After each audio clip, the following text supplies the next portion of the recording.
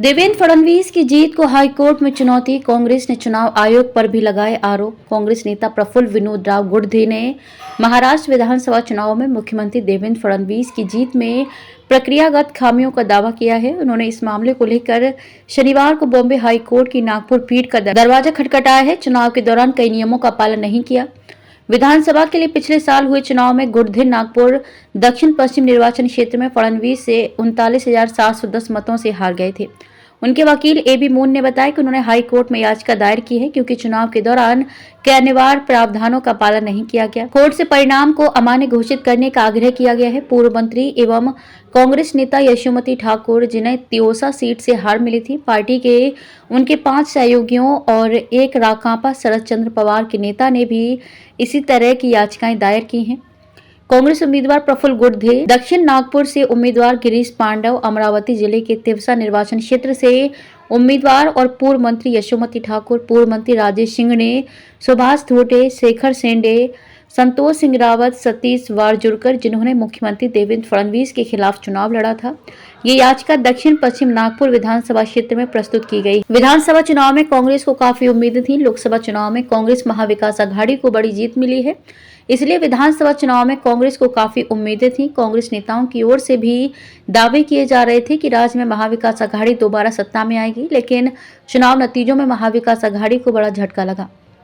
कांग्रेस के केवल 16 विधायक चुने गए, कई बड़े नेता हार गए। इनमें बाला साहेब थोराट, यशोमती ठाकुर शामिल हैं, जो पहले चुनाव के बाद से कभी नहीं हारे हैं। इसलिए कई लोगों को चुनाव के नतीजों पर संदेह है। चुनाव आयोग ने ईवीएम से चुनाव कराने की अधिसूचना जारी नहीं की। याचिकाकर्ता गुड़धे ने कहा कि चुनाव आयोग ने ईवीएम से चुनाव कराने की अधिसूचना जारी नहीं की है। चुनाव परिणाम में हारने वाले प्रत्याशियों द्वारा मांगे जाने के बाद भी सीसीटीवी फुटेज फॉर्म नंबर 17 उपलब्ध नहीं कराया गया है। लोग सत्ता में आने वाली पार्टी की ओर दौड़ सकते हैं। गडकरी, केंद्रीय मंत्री नितिन गडकरी ने शनिवार को कहा कि राजनीति पर उनकी राय अच्छी नहीं है क्योंकि इसमें इस्तेमाल करो और फेंको की विशेषता है। उन्होंने कहा कि देश में विचारधारा समस्या नहीं है, बल्कि विचारों का खालीपन एक बड़ी समस्या है। बहुत से लोग सत्ता में आने वाली पार्टी की ओर दौड़ पड़ते हैं। ऐसे विचार और निष्ठा की धारा आखिर कहां जाती है?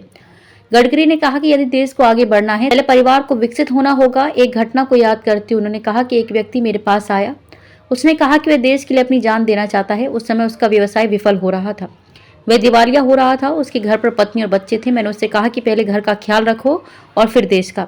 उन्होंने कहा कि वे छत्रपति शिवाजी महाराज को अपना आदर्श मानते हैं क्योंकि महान सम्राट ने लड़ाई लड़ी और जीती, लेकिन पूजा स्थलों को नष्ट नहीं किया और विरोधियों पर अत्याचार नहीं किया। केंद्रीय मंत्री ने कहा कि उन्होंने अपने शासनकाल के दौरान सभी धर्मों के साथ समान व्यवहार किया और वे भारत के सच्चे धर्मनिरपेक्ष राजा थे। वो यहाँ मराठा सेवा संघ द्वारा आयोजित एक कार्यक्रम में बोल रहे थे।